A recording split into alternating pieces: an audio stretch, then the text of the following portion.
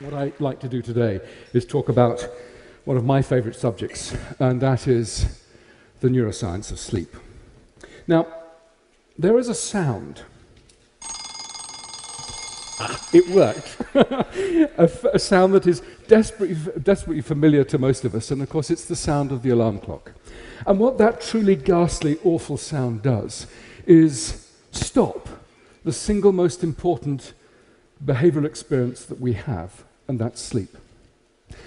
If you're an average sort of person, 36% of your life will be spent asleep, which means that if you live to 90, then 32 years will have been spent entirely asleep. Now, what that 32 years is telling us, that sleep at some level is important. And yet for most of us, we don't give sleep a second thought. We throw it away. We really just don't think about sleep. And so what I'd like to do today is change your views, change your ideas and your thoughts about sleep. And the journey that I want to take you on, we need to start by going back in time. Enjoy the honey-heavy dew of slumber. Any ideas who said that? Shakespeare's Julius Caesar. Yes, let me give you a few more quotes. O sleep, O gentle sleep, nature's soft nurse, how have I frighted thee? Shakespeare again from, I won't say it, the Scottish play. From the same time, sleep is the golden chain that ties health and our bodies together. Extremely prophetic, by Thomas Dekker, another Elizabethan dramatist. But if we jump forward 400 years, the tone about sleep changes somewhat. This is from Thomas Edison from the beginning of the 20th century. Sleep is a criminal waste of time and a heritage from our cave days. Bang! And if we also jump into the 1980s, some of you may remember that Margaret Thatcher was reported to have said, sleep is for wimps. And of course, the infamous, what was his name? The infamous Gordon Gekko from Wall Street said, money never sleeps. What do we do in the 20th century about sleep? Well, of course, we used Thomas Edison's light bulb to invade the night, and we occupied the dark. And in the process of this occupation, we've treated sleep as an illness, almost. We've treated it as an enemy. At most now, I suppose, we tolerate the need for sleep, and at worst, perhaps many of us think of sleep as an illness that needs some sort of a cure. And our ignorance about sleep is really quite profound. Why is it? Why do we abandon sleep in our thoughts? Well, it's because you don't do anything much while you're asleep, it seems. You don't eat, you don't drink, and you don't have sex. Well, most of us anyway. And so therefore it's a complete waste of time, right? Wrong. Actually, sleep is an incredibly important part of our biology, and neuroscientists are beginning to explain why it's so very important. So let's move to the brain. Now, here we have a brain. This is donated by a social scientist, and they said they didn't know what it was or indeed how to use it. So,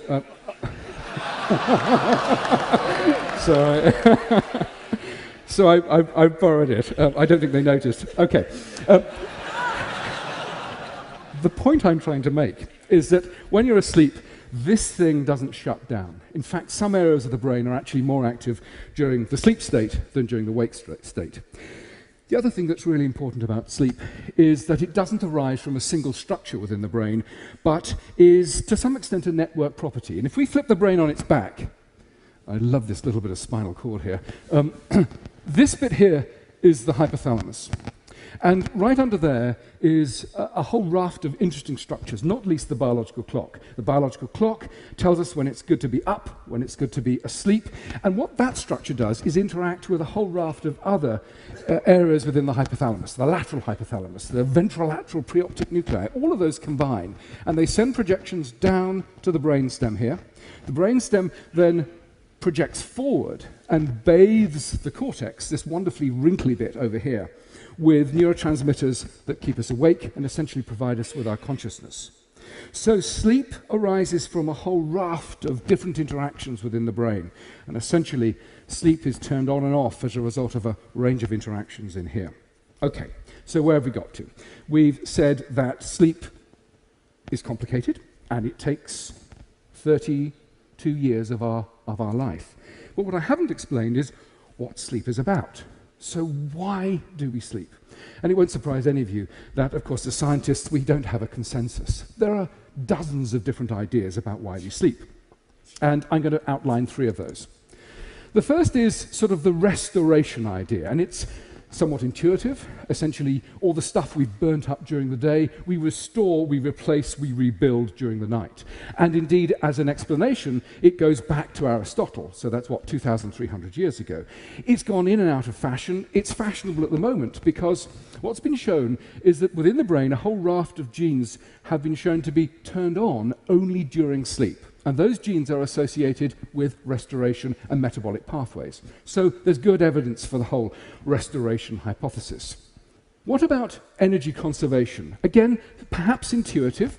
You essentially sleep to save calories.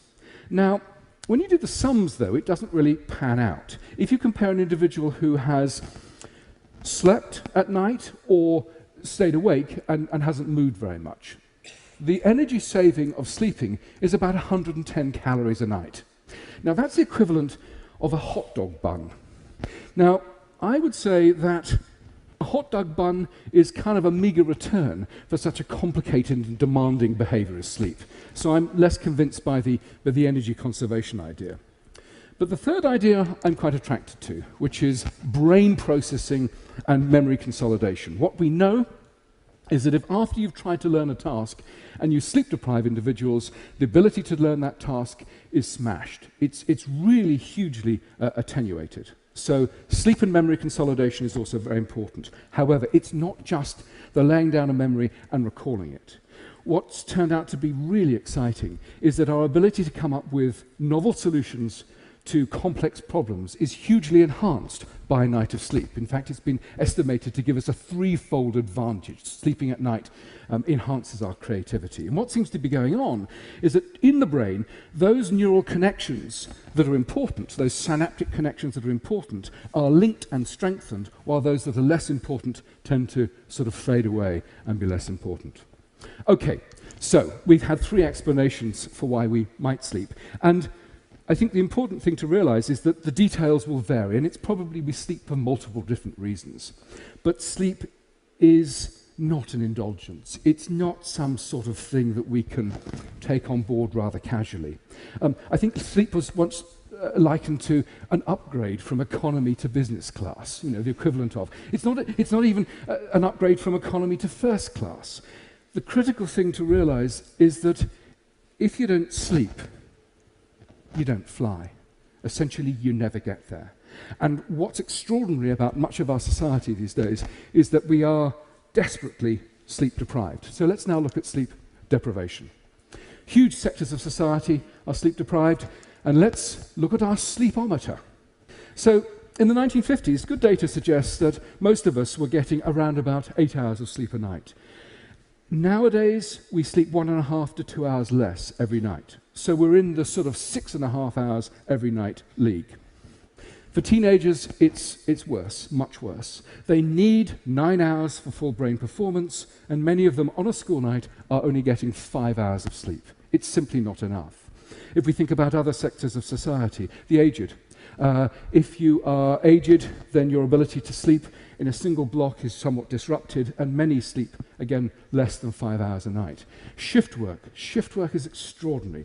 Perhaps 20% of the working population, and the body clock does not shift with the demands of working at night. It's locked onto the same light-dark cycle that the rest of us. So when the poor old shift worker is going home to try and sleep during the day, desperately tired, the body clock is saying, wake up. This is the time to be awake. So the quality of sleep that you get as a night shift worker is usually very poor, again, in that sort of 5-hour region.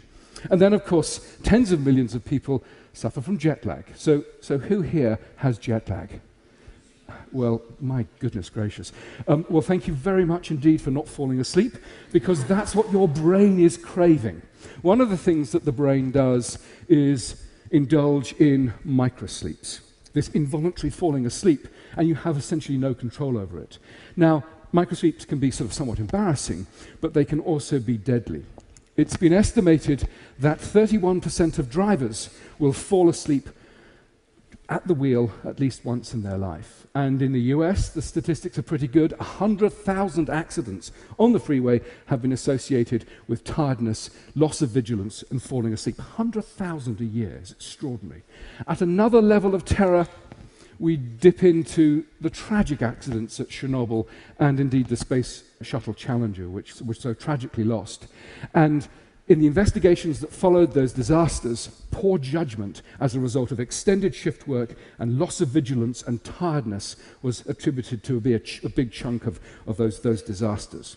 So, when you're tired and you lack sleep, you have poor memory, you have poor creativity, you have increased impulsiveness, and you have overall poor judgment. But my friends, it's so much worse than that.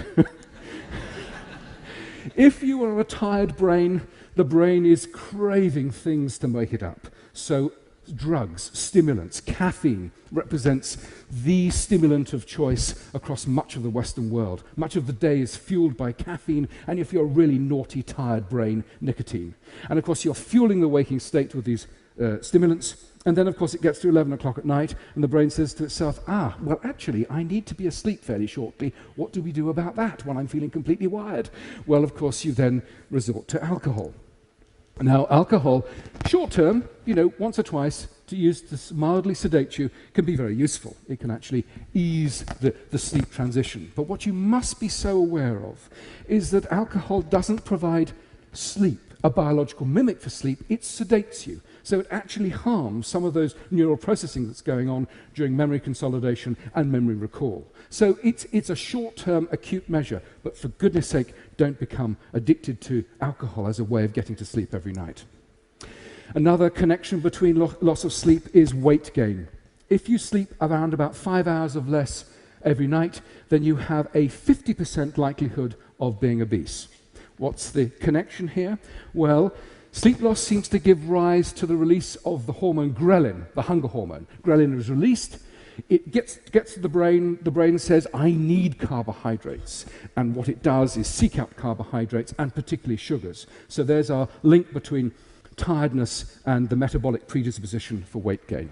Stress. Tired people are massively stressed. And one of the things of stress, of course, is loss of memory, which is what I'm sort of just then had a little lapse of. But stress is so much more. So if you're acutely stressed, not a great problem, but it's sustained stress associated with sleep loss that's the problem.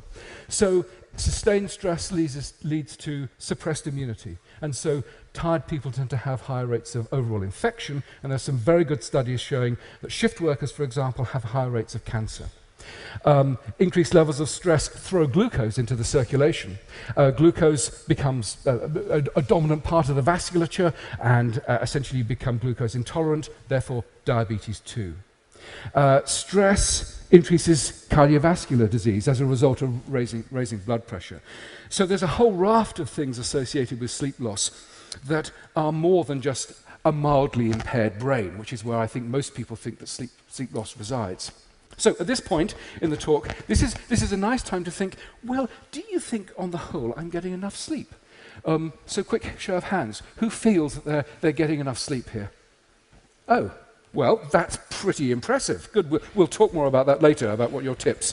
So most of us, of course, ask the question, well, how do I know whether I'm getting enough sleep? Well, it's not rocket science. If you need an alarm clock to get you out of bed in the morning, if you are taking a long time to get up, if you need lots of stimulants, if you're grumpy, if you're irritable, if you're told by your work colleagues that you're looking tired and irritable, chances are you are sleep deprived. Listen to them. Listen to yourself. What do you do? Well, and this is slightly offensive, sleep for dummies. Make your bedroom a haven for sleep. The first critical thing is make it as dark as you possibly can, and also make it slightly cool. Very important. Actually, reduce your amount of light exposure at least half an hour before you go to bed. Light increases levels of alertness and will delay sleep. What's the last thing that most of us do before we go to bed? We stand in a massively lit bathroom, we're looking into the mirror, cleaning our teeth. It's the worst thing we could possibly do before we went to sleep. Turn off those mobile phones, turn off those computers, turn off all of those things that are also going to excite the brain. Try not to drink caffeine too late in the day. Ideally, not after lunch. Now, we said about reducing light exposure before you go to bed, but light exposure in the morning is very good at setting the biological clock to the light-dark cycle, so seek out morning light. Basically, listen to yourself. Wind down. Do those sorts of things that you know are going to ease you off into the honey-heavy dew of slumber. Okay, that's some facts. What about some myths? Teenagers are lazy. No. Poor things. They have a biological predisposition to go to bed late and get up late, so give them a break. We need 8 hours of sleep a night. That's an average. Some people need more, some people need less. And what you need to do is listen to your body. Do you need that much or do you need more? That's simple as that. Old people need less sleep. Not true. The sleep demands of the aged do not go down. Essentially, sleep fragments and becomes less robust, but sleep requirements do not go down. And the fourth myth is early to bed, early to rise makes a man healthy, wealthy, and wise. Well, that's wrong at so many different levels. There is no evidence that getting up early and going to bed early gives you more wealth at all. There's no difference in socioeconomic status. In my experience, the only difference between morning people and evening people is that those people that get up in the morning early are just horribly smug.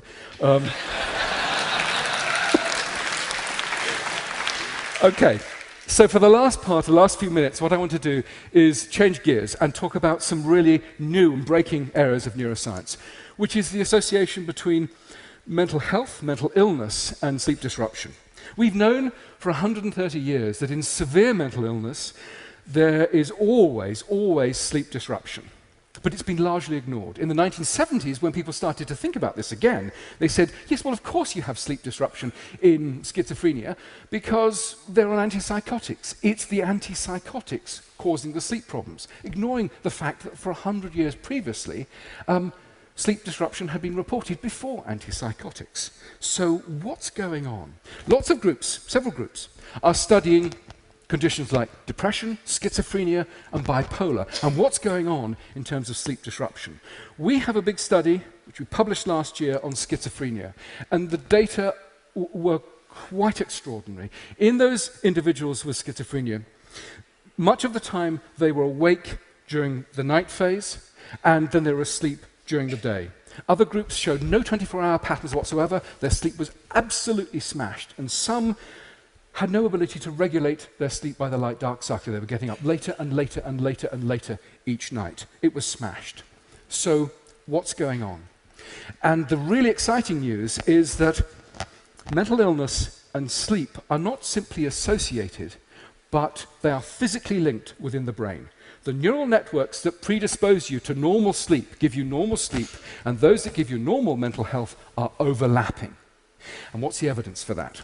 Well, genes that have been shown to be very important in the generation of normal sleep, when mutated, when changed, also predispose individuals to mental health problems.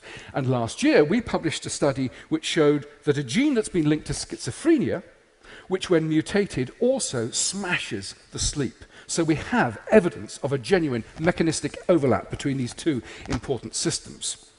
Other work flowed from these studies. The first was that sleep disruption actually precedes certain types of mental illness. And we've shown that in those young individuals who are at high risk of developing bipolar disorder, they already have a sleep abnormality prior to any clinical diagnosis of bipolar.